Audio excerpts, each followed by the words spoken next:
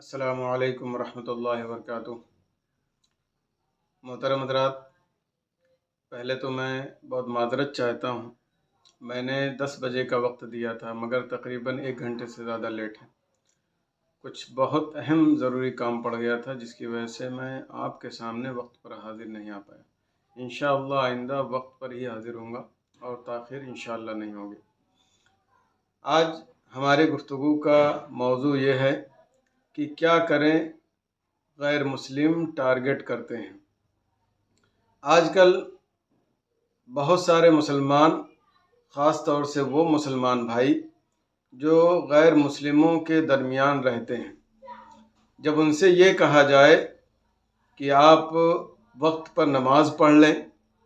تو یہ کہتے ہیں کہ ہم غیر مسلم قوم کے درمیان رہتے ہیں، ہم نماز کیسے پڑھیں۔ وہ ہمیں غلط نظر سے دیکھتے ہیں۔ ان سے یہ کہا جائے کہ داڑھی اسلامی شعار ہے، اسے آپ اپنا لیں اور اپنی شناخت اور پہچان برقرار رکھیں، تو یہ کہتے ہیں کہ ہم ایسے سماج میں رہتے ہیں جہاں اس کی بنیاد پر ہمیں ٹارگٹ کیا جاتا ہے۔ اور ان سے یہ کہا جائے کہ شریعت اسلامیہ کی پابندی کیجیے اور جہاں تک ممکن ہو کوشش کر کے اپنے اسلام اور دین کے لیے قربانی دینے کی کوشش کریں، تو یہ کہتے ہیں کہ اگر ہم ایسا کرتے ہیں تو غیر مسلم ہمیں ترچھی نظر سے دیکھتے ہیں۔ تو پہلی بات تو میں آپ کو یہ بتانا چاہوں گا اپنے اس ویڈیو کے ذریعے کہ سارے غیر مسلم ایسے نہیں ہوتے کہ وہ آپ نماز پڑھیں تو آپ کو ٹارگٹ کریں یا آپ کو برا بھلا کہیں یا یہ کہ آپ کو ترچھی نظر سے دیکھیں۔ کچھ نفرتی لوگ ہیں جو اس طرح سے کرتے ہیں اور آج کل کے ماحول میں تھوڑا یہ زیادہ ہو گیا ہے، بلکہ بہت زیادہ ہو چکا ہے۔ لیکن بہت سارے ایسے لوگ ہیں کہ اگر آپ نماز پڑھیں تو آپ کے نماز پڑھنے کی وجہ سے ان کے دل میں آپ کی عزت و احترام کی جگہ بنتی ہے۔ اسی طرح سے اگر آپ داڑھی رکھتے ہیں اور اپنے کریکٹر اور اخلاق کو اچھا پیش کرتے ہیں تو وہ آپ کو عزت کی نظر سے دیکھتے ہیں۔ تو کہنے کا مطلب ہے کہ سارا غیر مسلم سماج ایسا نہیں ہے، بلکہ بعض یا بہت زیادہ یا آج کل کے حساب سے یہ تھوڑا زیادتی اضافہ ہو رہا ہے اس میں، چونکہ کچھ لوگ اسی پہ لگے ہوئے ہیں کہ نفرت پھیلائیں۔ لیکن چلے مان لیں غیر مسلم آپ کو ٹارگٹ کرتے ہیں یا آپ کو غلط طریقے سے دیکھتے ہیں، تو اگر آپ ان کی خوشی کے لیے یا ان کے ڈر سے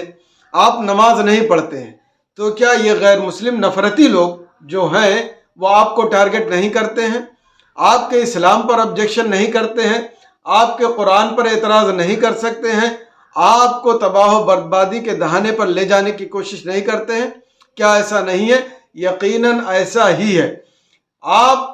ان کو خوش کریں یا نہ خوش کریں، آپ نماز پڑھیں یا نہ پڑھیں، آپ داڑھی رکھیں یا نہ رکھیں، شریعت اسلامیہ کی پابندی کریں یا نہ کریں، یہ مذہبی اور نفرتی لوگ بحیثیت مسلمان آپ کو ٹارگٹ کرنا چھوڑیں گے نہیں، اور جتنا بھی ان کے لیے ممکن ہوگا وہ اپنی دشمنی کا اظہار آپ کے لیے کریں گے۔ تو کہنے کا مطلب یہ ہے کہ آپ پر لازم اور ضروری ہے کہ آپ ان کا خیال نہ کریں، بلکہ اپنے مذہب کی چیزیں جو ہیں دنیا کے کسی کونے میں رہیں آپ نماز پڑھیں، دنیا کے کسی کونے میں رہیں آپ داڑھی رکھیں، دنیا کی کسی جگہ پر رہیں آپ شریعت اسلامیہ کی پابندی کرنے کی کوشش کریں۔ آپ ذرا دیکھیں، اپنی تاریخ کا مطالعہ کریں اور اس کی اوراق گردانی کریں کہ لوگوں نے اپنے اسلام اور اپنے نظام اسلام کو بچانے کے لیے کتنی قربانیاں دی ہیں۔ حضور صلی اللہ علیہ وسلم سے پہلے بعض امتوں میں ایسا ہوا کہ ان کو اسلام سے برگشتہ کرنے کے لیے آرے کے ذریعے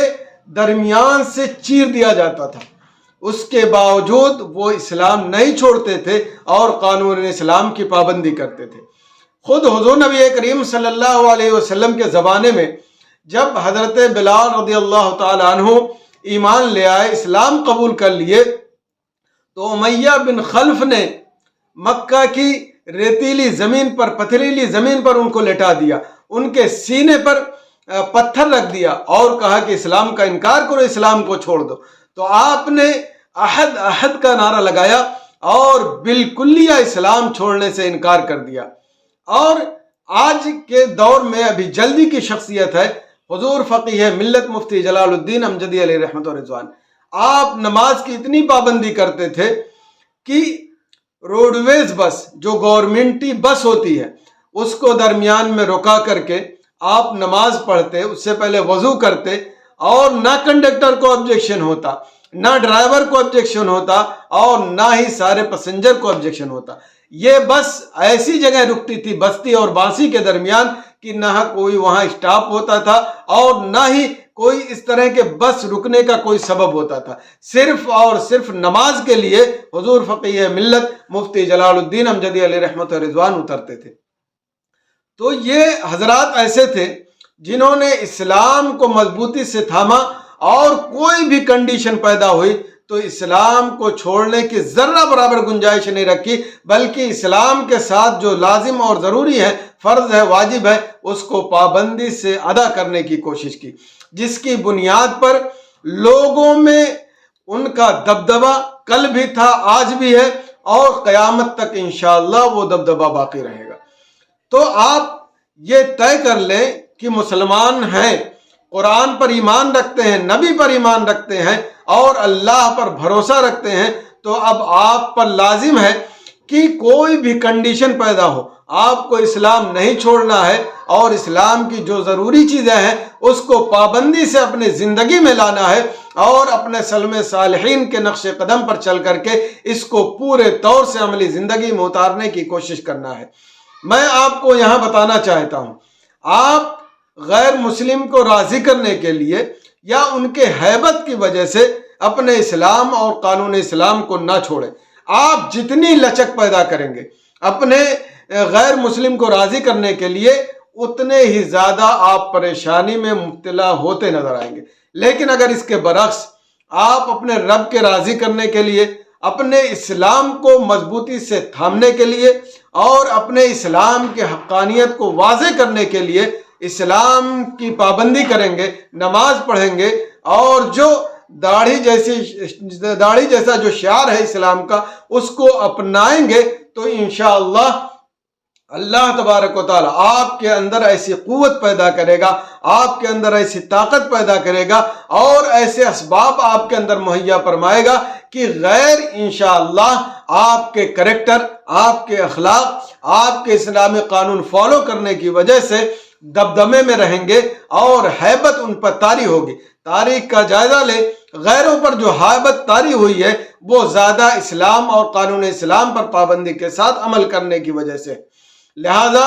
آپ سے یہ گزارش ہے کہ آپ اس طرح کے بہانے، یا حقیقت میں اگر اس طرح کا کوئی معاملہ ہو تو غیر مسلم کی رضا کے لیے آپ ایسا نہ کریں، کیونکہ آپ جو کام کر رہے ہیں وہ کسی غیر مسلم کے مذہب کو ٹارگٹ نہیں کر رہے ہیں، کسی غیر مسلم کو ٹارگٹ نہیں کر رہے ہیں، اور نہ ہی اس کو برا بھلا کر رہے ہیں، بلکہ آپ اپنے مذہب کے مطابق عمل کر رہے ہیں، اور ہر ایک انسان کو اپنے مذہب کے مطابق آزادی ہے کہ وہ اپنے مذہب کے مطابق چلے۔ تو لہٰذا مسلمان کو بھی چاہیے کہ اسلام کو مضبوطی سے تھامے رہے، اور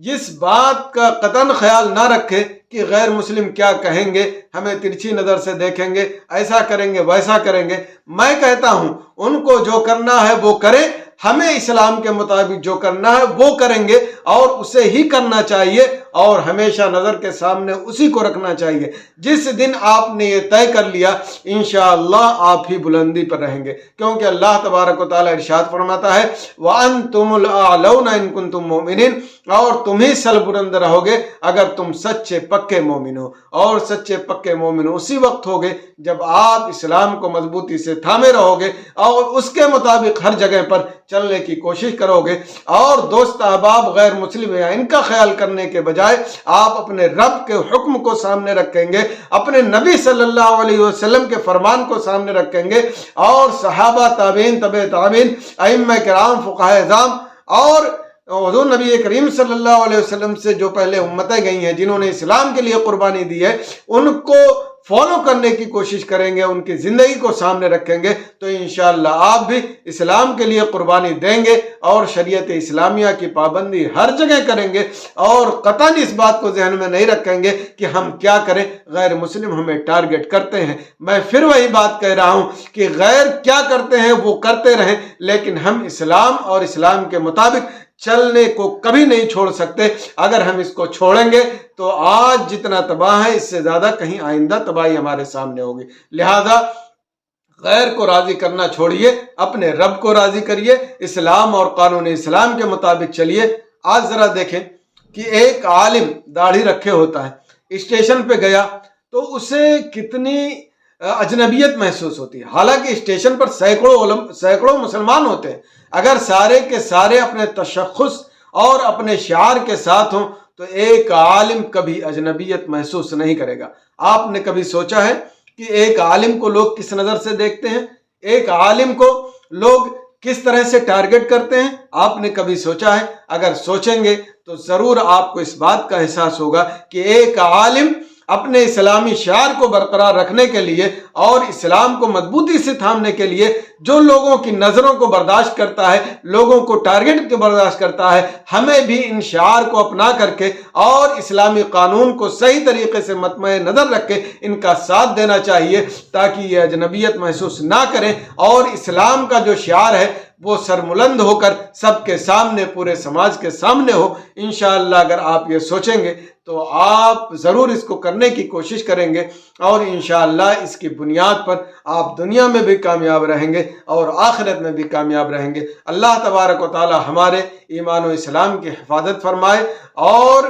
صحیح معنوں میں اسلامی قانون کے اعتبار سے زندگی گزارنے کی توفیق عطا فرمائے۔ لوگ کیا کہتے ہیں اس کا اعتبار نہ کرے، بلکہ ہمارا اسلام کیا کہتا ہے، ہمارے اسکالرز کیا کہتے ہیں، ہمارا قرآن کیا کہتا ہے، ہمارے نبی کیا کہتے ہیں، ہمارے صحابہ اور ائمہ کیا کہتے ہیں، صرف انہی کو مطمع نظر رکھے اور حالات کے اعتبار سے بہتر مینجمنٹ کر کے قرآن و حدیث کے مطابق ہی زندگی گزارے۔ بس انہی چند جملوں کے ساتھ میں اپنی بات ختم کرتا ہوں۔ السلام علیکم ورحمۃ اللہ وبرکاتہ۔